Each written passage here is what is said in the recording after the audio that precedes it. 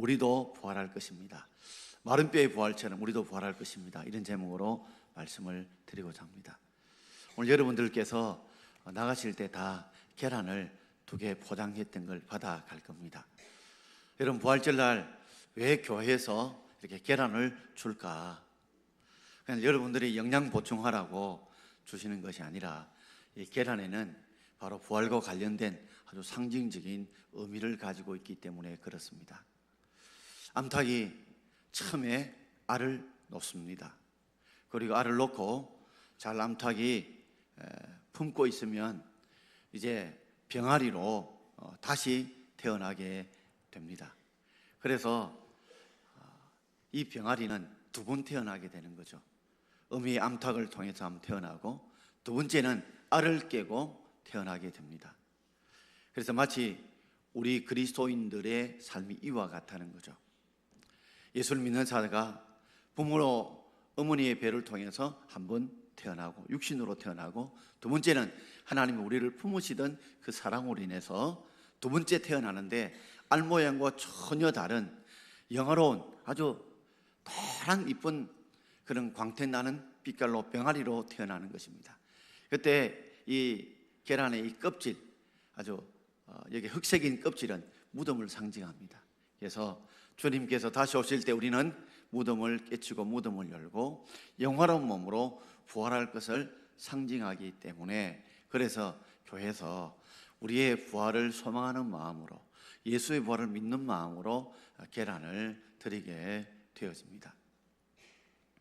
그런데 계란이라고 해서 다 병아리가 되는 것 아닌 거 여러분 아시죠? 보통 우리가 먹는 계란은 무정란입니다. 씨가 없어요. 그래서 아무리 암탉이 품어도 절대로 병아리가 되지 않습니다.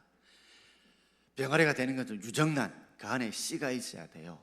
씨가 있어야 바로 품을 때 그 씨가 생명으로 바뀌어서 병아리가 되는 것처럼, 아무에게나 영어로 몸에 부활이 있는 것이 아니라 바로 생명의 씨, 바로 믿음의 씨, 부활의 씨를 가진 자만이 영화로운 몸으로 부활하게 된다는 것을 우리에게 깨우쳐 주고 있습니다. 또한 계란을 우리가 받을 때에 생계란을 주지 않고 삶은 계란을 줍니다. 아니, 왜 삶은 계란을 줄까요? 오늘 생계란 줘도 되는데 깨지기 쉬워서 뭐 그럴 수도 있겠죠. 그러나 삶은 계란을 주는 이유는 그만한 상징적인 이유가 있습니다. 뜨거운 물 속에 들어가야 계란이 삶은 계란이 되죠. 보통 뜨거운 물 속에서 모든 것이 들어가게 되면 모든 것은 대부분 다 흐물흐물해지고 약해지게 됩니다. 그 단단한 당근, 고구마, 감자도 뜨거운 물 속에 들어가면 흐물흐물해지게 되지만, 정말 쉽게 잘 깨어지는 이 계란은요, 뜨거운 물 속에 들어가면 들어갈수록 더 단단해져 있게 됩니다. 그러므로 부활의 신앙을 가진 사람들은 오히려 고난과 역경이 올수록 하나님의 은혜와 도움을 의지하기 때문에 더 강해지고 더 굳어지고 더 승리할 수 있다는 그런 우리의 신앙의 결속력, 신앙의 힘을 보여주는 것이 바로 삶은 계란입니다. 이처럼 우리가 이 계란을 받았는데 이 계란을 우리만 가지고 있을 것이 아니라 2개를 받으면 여러분 주위에 있는 식구들에게 나누어 주라는 것입니다. 그래서 2개 주는 거예요. 하나는 여러분이 그 부활하신 하나님을 믿고, 하나는 아직도 예수를 알지 못하고 부활을 알지 못하는 자들에게 이 부활절 계란을 주면서 이렇게 설명을 해줌으로써 예수의 부활과 우리의 부활을 증거하기 위해서 2개를 드리는 것입니다. 어느 한 사형수가 이제 사형장으로 끌려가서 보자기로 얼굴을 다 가리고 가게 되는데, 양쪽에 이제 교도관들이 팔짱을 끼고 가게 되죠. 그러다가 계단을 흩뜨려서 비극해서 넘어질 뻔했습니다. 그때 사형수가 뭐라고 했을까요? 죽을 뻔했다. 지금 죽으러 감에도 불구하고 사람들은 죽음의 고통들을 다 가지고 있습니다. 그러나 우리 예수를 믿는 사람들은 이 죽는 것이 죽음으로 끝나지 않고 새로운 시작이죠. 그래서 사람은 다 죽습니다. 안 죽는 사람이 아무도 없습니다.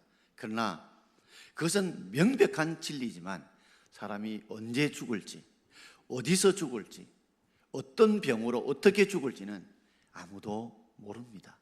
그러다 보니까 우리는 안 죽을 것 같지만 여태껏 안 죽은 사람은 아무도 없습니다.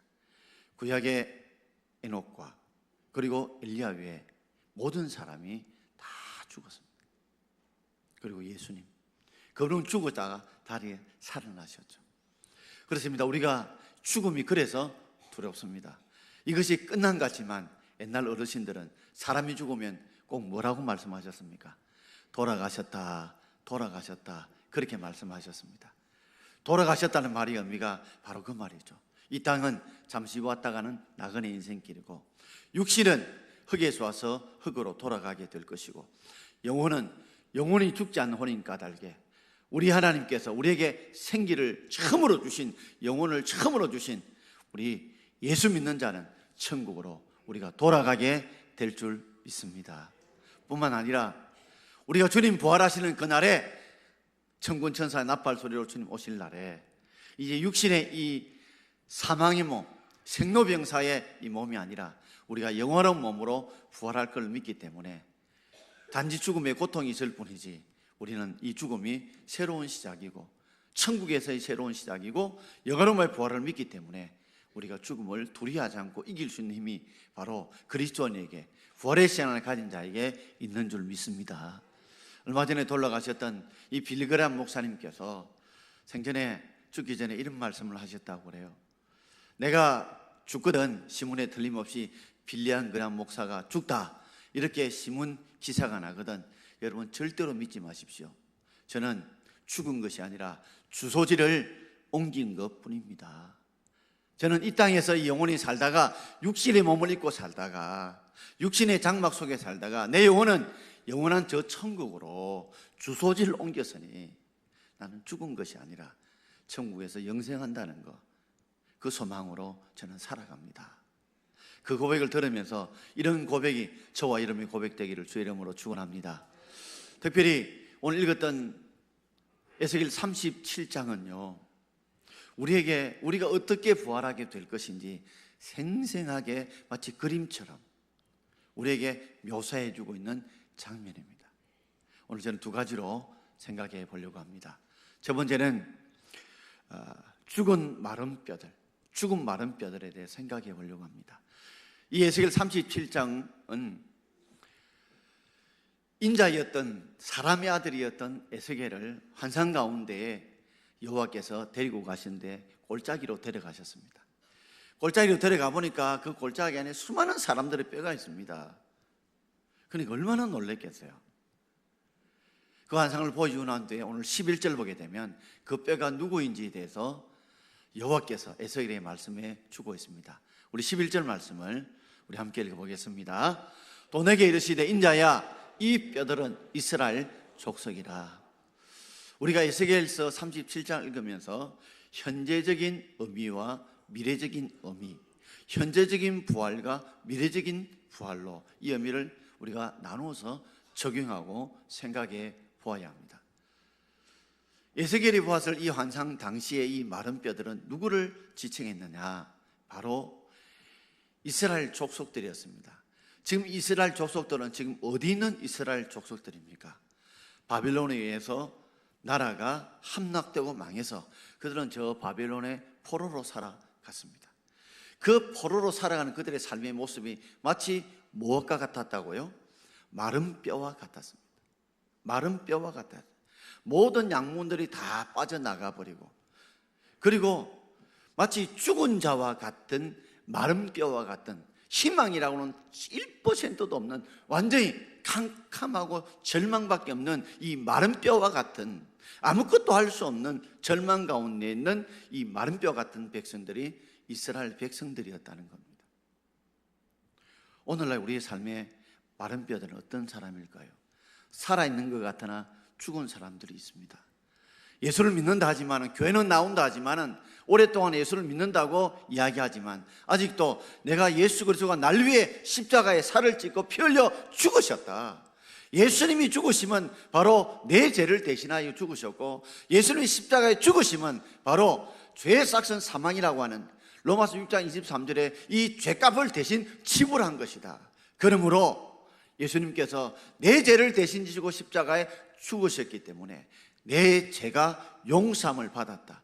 내가 죄에서 용서함을 받아서 내가 의인 되었다. 하나님의 자녀가 되었다. 그러므로 내가 천국 들어가는 천국 백성이 되었다. 장차 부활할 수 있는 영원한 몸을 부활할 그 기쁨을 내게 주셨다고 하는 이런 구원의 확신이 없는 사람들, 그 사람들은 마른 뼈와 같습니다. 그러다 보니까 이 확신이 없다 보니까 기도를 해도 예수님을 기도하면 반드시 보이지 않지만 오늘도 천지만물을 만드시고 운행하시는 그 하나님께서 우리의 기도를 들으시고 우리의 기도를 보시고 골방에 들어가서 문을 닫고 기도해봐라. 그래도 은밀한 중에서 그 골방 가운데서라도 그들에게 기도하는 모습을 보시고 들으시고 갚으시는 그 하나님의 역사를 내가 믿지 못해서 기도를 해도 마치 우리가 믿음 없이 그저 하소연하듯이 기도한다면 그 사람 역시 마른 뼈가 아닐까요? 괴를 봐도 늘 죽음이 두려워서 벌벌 떨고 이 땅이 마치 전부인 것처럼 살고 있다면 그 역시도 마른 뼈가 아닐까요? 미래의 의미를 본다면 이 마른 뼈는 정말 죽은 사람들 뼈와 같습니다. 도저히 살아날 만한 가망성이 없는 완전히 죽은 사람들이죠. 이 사람들이 마른 뼈들입니다. 이 마른 뼈에 대해서 오늘 에스겔 선지자를 향해서 여호와께서 이렇게 말씀하십니다. 우리 3절 말씀을 우리 함께 읽어보겠습니다. 그가 내게 이르시되 인자야 이 뼈들이 능히 살겠느냐 하시기로 내가 대답하되 주 여호와여 주께서 아시나이다. 인자야 사람의 아들이란 뜻이죠. 에스겔을 향해서 하면서 이 뼈들이, 이 마른 뼈들이 완전히 죽어서 말라 비틀어진 이 마른 뼈들이 능히 살 수 있겠느냐, 살겠느냐 이렇게 물었습니다. 그때 에스겔 선지자가 뭐라고 대답했어요? 주 여호와여 주께서 아시나이다. 주께서 아시나이다. 왜 이렇게 대답을 했을까요? 아마도 여호와께서 에스겔 선지자를 데리시고 환상 가운데 마른 뼈를 보여주었을 때 아마도 에스겔 선지자는 많이 충격을 받았을 거예요. 그런데 보여주시고 난 뒤에 여호와께서, 전능하신 하나님께서 이 마른 뼈들이 능히 살겠느냐라고 하니까 그 속에 얼마나 충격과 갈등이 있었겠습니까? 왜 충격과 갈등이 있었을까요? 한 번도 마른 뼈가 산다는 것을 본 적이 없어요. 들은 적이 없어요. 그러니 충격이 됐을 것이고, 또 왜 갈등이 됐을까요? 만약에 이 마른 뼈가 능히 살 수 있겠냐 했는데 살 수 없다고 내 생각을 가지고 내 지금의 가치관을 가지고 이야기를 한다면 네가 선지자이면서도 불구하고 이렇게 믿음이 없느냐라고 책망할 것이 분명하고, 또 믿는다고 이야기를 하려고 하니까 아직 내 속에 그런 믿음과 확신이 없으니까 이러지도 못하고 저러지도 못하고 의심과 불신 사이에 왔다 갔다 하는 진퇴양난 속에서 그가 정말 명쾌한 답을 찾아낸데 주 여호와께서 주께서 아십니다. 주께서 아십니다 하고 주님께 툭 공을 던져버린 거죠. 여러분 삶에 만약에 이 마른 뼈와 같은 우리들이 능히 살 수 있겠느냐 물으신다면 여러분 어떤 대답을 하시겠습니까? 마치 바빌론의 포로로 잡혀가서 도저히 살아날 가망이 없고 도저히 회복할 만한 가능이 없는 그런 마른 뼈 같은 그들에게 주님께 다시 살리심으로 바빌론에서 그들을 돌이키셔서 약속대로 70년 후에 돌아오겠다는 약속대로 하나님께서 역사하지 않았습니까? 이제 뒤늦게 그 역사를 통해서 우리는 알게 되지만 여러분이 지금 절망적인 환경 속에 있는 여러분, 자녀의 문제, 건강의 문제, 생업의 문제, 인간관계의 문제 보면 정말 감옥에 갇힌 것처럼 포로되어 있는 것처럼 도저히 문제가 풀리지 않을까 하고 희망이 정말 1%도 없는 햇빛 하나 들지 않은 캄캄한 똑속에 갇혀있는 그런 모습처럼 안 돼, 못 돼, 할 수 없어 이 말이 그저 입에서 줄줄 나올 수밖에 없는 그런 상황에 누구야? 이 마른 뼈 같은 너희들이 너희 살 줄을 너가 믿느냐? 물을 때 여러분 어떻게 말씀하시겠습니까?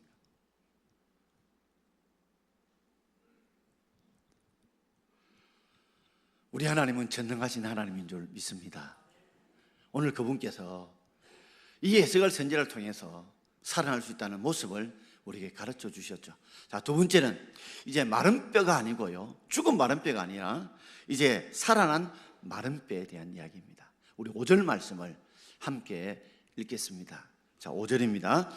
주 여호와께서 이 뼈들에게 말씀하시기를 내가 생기로 너희에게 들어가게 하리니 너희가 살리라. 아멘. 주 여호와께서 이 마른 뼈들에게 내가, 누가요? 여호와께서 뭐로요? 생기로, 생명을 주는 기운으로, 생명을 주는 기운으로 너희에게 들어가게 하겠다. 누가 들어간다고요? 여호와께서 어떤 모습으로요? 생명을 주는 기운으로 너희에게 들어가면 너희가 살리라. 할렐루야.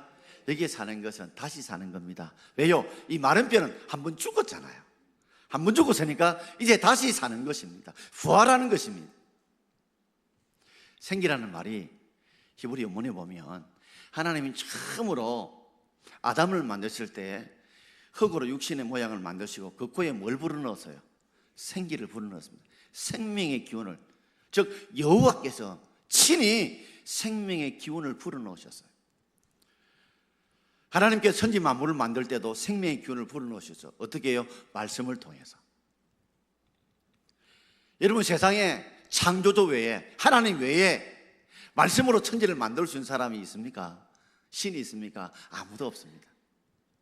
하나님께서 뭐뭐사 있으라 했을 때에 그게 뭘 불어넣음으로? 생명의 기운을 불어넣으심으로 하나님께서 없는 것에서 있는 창조를 만드시고, 특별히 사람에게는 흙을 만드셔서 거기에다가 생명의 기운인 영혼을 불어넣어 주심으로 우리가 이렇게 영혼으로 이렇게 살아있는 줄, 생명으로 살아있는 줄 믿습니다. 그런데 처음으로 흙에서 인간을 만든 것은 바로 아담밖에 없습니다. 그리고 하와는 아담의 갈비뼈를 통해서, 그것도 흙이죠, 통해서 만들었고, 그 위에 사람들은 어미 뱃속을 통해서 다 우리가 태어나게 되었습니다. 그러나 주님이 다시 부활할 그때는 아담과 하와를 통해서 만들어진 그 창조가 아니라 우리 모두가 다 창조되는, 하나님 뭐요? 생명에 주시는 기운을 통해서 우리도 모두가 아담과 하와처럼 재창조하게 될 줄 믿습니다. 다시 우리가 주님 다시 오실 그때 부활하게 될 줄을 우리가 믿습니다. 저는 이 모습이 종종 생각이 나더라고요. 꼭 적합한 비유는 아닙니다. 그림을 그려보면 사람은 심장이 멎었잖아요. 그럴 때 뭐요? 인공호흡을 하게 되면 호 하고 다시 숨이 돌아올 때가 있지요. 사실은 육신은 그 껍데기입니다. 사람이 살아있다는 것은 바로 생기인데, 영혼이 살아있으면 그것이 살아있는 것이고 영혼이 떠나면 죽는 거예요. 혹시 주유소에서 이런 거 보신 적 있으시죠? 허수아비들. 그게 바람이 막 들어가면 막 춤따라 바람 빼면 촉 꺼집니다. 생명의 기운이 들어가면 우리가 사는 것이고, 생명의 기운, 영혼이 떠나게 되면 그 사람은 죽게 되지만, 영혼은 영혼이 죽지 않는 혼인 까닭에 그 영혼이 어디로 간다고요? 바로 천국으로 가는 줄 믿습니다. 예수님께서 바로 그 모습을 보여주셨죠. 많은 사람들이 다 예수님이 죽었다고 했지만 그 죽으신 예수님께 뭘요? 여호와께서 생명의 기운을 불어넣으실 때 예수님께서 다시 살아나신 줄 믿습니다. 그처럼 우리의 현재적인 부활도 우리가 믿어야 합니다. 결국 이스라엘 백성이 바벨론에 70년 끌려갔을지라도 하나님께서 약속대로 다시 그들과 고레스 왕을 감동시키시고 역사해 주셔서 자기 힘이 아니라 하나님의 능력을 통해서 그들을 다, 마른 뼈와 같은 그들을 다시 이스라엘 땅에 돌아오게 하시고 성전을, 스룹바벨 성전을 짓게 하시고 역사하신 하나님, 우리의 삶에도 현재적인 부활이 있는 줄 우리도 믿습니다. 도저히 보면 사람의 힘으로, 누구의 힘으로 할 수 없는 것이라 할지라도 그건 하나님이 역사하시면, 하나님이 기적을 베푸시면 반드시 도저히 절망 가운데 우리의 삶도, 우리의 문제들도 하나님께서 다시금 회복하는, 부활하는 은혜의 역사가 있는 줄 믿습니다. 우리가 산불이 나게 되어지면 사람이 아무리 힘을 써도요, 만약에 온 이 대구 바닥이 다 불났다고 하면 사람이 끌 수 있겠습니까? 그건 하늘에 비가 내리면 끌 수 있듯이 이 하늘의 비를 사람이 어떻게 할 수 없습니다. 전능하신 주님만이 하실 수 있는 역할과 똑같다는 것이죠. 그러므로 우리는 이 현재적인 부활을 믿습니다. 이스라엘 백성들을 바빌론에 있던 그들을 끄집어내어서 다시 그들을 돌이키게 하신 우리 하나님, 그처럼 우리의 삶도 이런 현재적인 부활의 역사를 우리가 정말 여호와의 생기만 우리 속에 들어온다면, 우리의 삶 속에 들어온다면, 우리의 믿음 속에만 들어온다면, 우리의 가정과 자녀 속에 들어온다면 다시 살아난 회복 역사도 있을 줄 믿습니다. 뿐만 아니라 우리는 미래적인 부활도 믿습니다. 예수님을 다시 살린 것처럼 우리도 부활하는, 주님이 다시 오시는 그날에 우리도 영화로운 몸으로, 우리 영화로운 몸으로, 변하지 않는, 죽지 않는 몸으로, 썩지 않는 몸으로 우리가 부활할 것을 믿습니다. 자, 어떻게 부활할 거냐 모습을 7절과 8절에 자세하게 마치 그림처럼 설명해 주고 있습니다. 우리 7절과 8절 함께 읽겠습니다. 이에 내가 명령을 따라 대언하니 대언할 때에 소리가 나고 움직이며 이뼈 저뼈가 들여 맞아서 뼈들이 서로 연결되더라. 내가 또 보니 그 뼈에 힘줄이 생기고 살이 오르며 그 위에 가죽이 덮이니 그 속에 생기는 없더라. 여러분, 이 뼈들이 막 있는데 이게 누구 뼈인지 모르죠. 근데 하나님께서 이 뼈들에게 명하여서 대언하니까 뼈들이, 다리는 다리뼈로, 또 무릎 무릎뼈로, 팔은 팔뼈로 뼈들이 다 서로 조립이 되듯이 조립이 되어집니다. 그리고 또 보니까 그 뼈에다가 뭐가 그 다음에 덮여요? 힘줄이 덮여요. 그 다음에 그게 뭐가요? 살이 차오릅니다. 그 다음에 뭐가 덮이더라고요? 피부 가죽이 덮이대요. 사람의 모습이 완성되었습니다. 근데 그 속에 뭐는 없었다고요? 생명의 기운은 없습니다. 저는 이 모습을 보면 이런 생각이 좀 들더라고요. 여러분, 장난감 조립해 보신 적 있으십니까?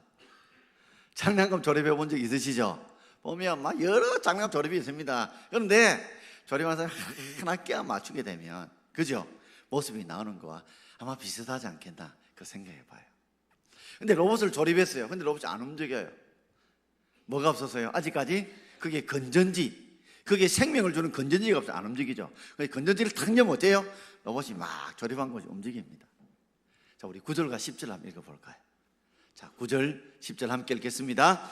또 내게 이르시되 인자야 너는 생기를 향하여 대언하라. 생기에게 대언하여 이르기를 주 여호와께서 이같이 말씀하시기를 생기야 사방에서부터 와서 이 사망을 당한 자에게 불어서 살아나게 하라 하셨다 하라. 이에 내가 그 명령대로 대언하였더니 생기가 그들에게 들어가며 그들이 곧 살아나서 일어나 서는데 극히 큰 군대더라. 할렐루야. 하나님께 이제 생기를 불어넣어, 생명의 기운을 불어넣으니까 사방으로부터 이 생기들이 이 사망당한 자에게 들어갑니다. 마치 바람이 불듯이 천사를 통해서 그 생기들을 각 영혼들에게 불어넣어 주니까 그 불어넣어 받았던 그 생기가 통해서 그 마른 뼈들이 이제 뭐요? 그게 뼈들이 맞춰지고 힘줄이 맞춰지고 살이 덮이고 그게 가죽이 덮이고 그들이 그저 움직이기 시작합니다. 바로 생기가 그들에게 들어가지. 그들이 곧 살아나서 일어나 서는데 뭐라고? 극히 큰 군대와 같이 수많은 사람들이 거기서 살아나게 되더라는 것입니다. 사랑하는 성도 여러분, 오늘 이 모습을 한번 그림을 그려보십시오. 여러분들이 장차 주님이 다시 오실 그날에, 재림할 그날에 내 모습도 이런 모습으로, 이런 모양으로 내 모든 뼈들이 조립되어지고 거기에 살이 덮이고 힘줄이 덮이고 그 가죽이 덮여서 그게 하나님 뭐요? 다시 생긴 영혼을 불어넣어 주실 때 내가 다시 살아나게 될 줄 믿습니다. 그런데 한 가지 다른 게 있습니다. 무엇이 다를까요? 우리 육신이 이전과 다르다는 거죠. 자, 고린도전서 15장 우리 51절과 52절 함께 읽겠습니다. 보라, 내가 너에게 비밀을 말하노니 우리가 다 잠잘 것이 아니요 마지막 나팔에 순식간에 홀연히 다 변화되리니 나팔 소리가 나매 죽은 자들이 썩지 않을 것으로 다시 살아나고 우리도 변화되리라. 할렐루야. 내가 너희들에게 그때의 모습의 비밀을 말하는데 우리가 다 잠잘 것이 아니요 그랬습니다. 성경은 특별히 고린도서 15장을 부활장이라는데 죽는다 표현하지 않습니다. 뭐라고요? 사람이 죽음을 잔다고 표현합니다. 여러분 오늘 잤다가 오늘 주무시다가 일어나셨죠? 그죠? 그러면 잔다는 말은 무엇을 우리에게 암시하고 있습니까? 깰 때가 있다는 거죠. 여러분 어떻게 깨어오셨어요? 늦잠 자신 분들은 저절로 눈 뜨고 오실 분도 계시고, 새벽부터 깨신 분들은 휴대폰에 알람 소리 맞춰놓았죠. 알람 소리 때문에 깨셨죠? 그때 마지막 주님 오실 때 우리 잠자는 오늘 깨우는 알람이 뭐라고요? 마지막 나팔 소리인 줄 믿습니다. 천군천사를 통해서 나팔 소리가 막 울려 퍼지면 잠자는 자들이 따라합시다. 순식간에 홀연히 다 변화되리라. 아멘. 정말 마른 뼈들이 조립되어져서 힘줄과 살과 가죽이 정말 순식간에 홀연히 갑작스럽게 다 모두가 영화로운 몸으로 변화될 줄 믿습니다. 그런데 그 몸이 지금 우리 생로병사는 몸하고 다릅니다. 이 몸은 나서 늙어서 병들어 죽는 몸이에요. 그러나 우리 주님께서 주시는 부활해 주신 몸은, 신령한 몸은 그게 아니에요. 자, 나팔 소리가 나매, 한 번 더 설명합니다. 나팔 소리가 나매 죽은 자들이, 마른 뼈가 죽은 자들이 뭐 할 것으로? 썩지 아니할 것으로. 이 육신이 이전 것은 어떤 몸이었습니까? 썩을 몸이었습니다. 썩을 몸이었어요. 죄 때문에 썩을 몸이 되었습니다. 그러나 우리 주님이 다시 오시는 그날에 우리에게 주시는 몸은 어떤 몸이에요? 썩지 않은 신령한 몸인 줄 믿습니다. 그래서 다시 살아나고 우리도 변화되리라. 아멘. 그 이후에 보게 되면 썩지 않을 몸, 죽지 않을 몸이라고 그렇게 말합니다. 이전에는 우리가 생로병사여서 그런 몸이 아니라 이제는 죽지 않고 썩지 않는 몸입니다. 그러므로 사망아, 내 소오는 것이 어디 있느냐?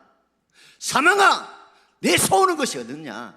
이제는 우리가 예수를 믿어도 첫 번째 사명은 누구든지 다 죽지만 예수를 믿는 사람은 두 번째 사망은 없는 줄 믿습니다. 왜요? 주님이 부활하실 때는 영원한 몸은 죽지 않는 영원한 몸, 그러므로 썩지 않는 몸이요, 그 몸은 죽지 않는 몸은 영원한 몸인 줄 믿습니다.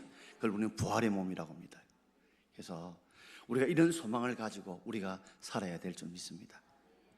저는 제가 만약에 죽으면 꼭 부르고 싶은 찬송이 하나 있습니다. 찬송가 314장 3절, 내 구주 예수를 더욱 사랑. 가사 떼어주십시오. 반주하지 마시고요, 같이 한번 불러봅시다. 이 세상 떠날 때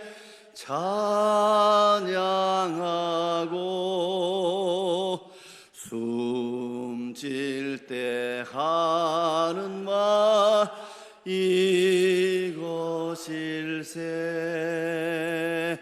다만 내 비는 말 내 구주 예수를 더욱 사랑, 더욱 사랑. 아멘. 전 제가 늘 기도합니다. 내가 주님 앞에 죽을 때, 이 세상 떠날 때, 내 숨질 때 내가 마지막 부르는 찬송은 내 구주 예수를 더욱 사랑하다가 그렇게 주님 품에 갔으면 좋겠다, 이렇게 기도하고 있습니다. 자, 오늘 우리가 주님 다시 오실 때까지 우리 신앙을 고백하는 찬송 부르고 우리 한번 기도하기를 원합니다. 주님 다시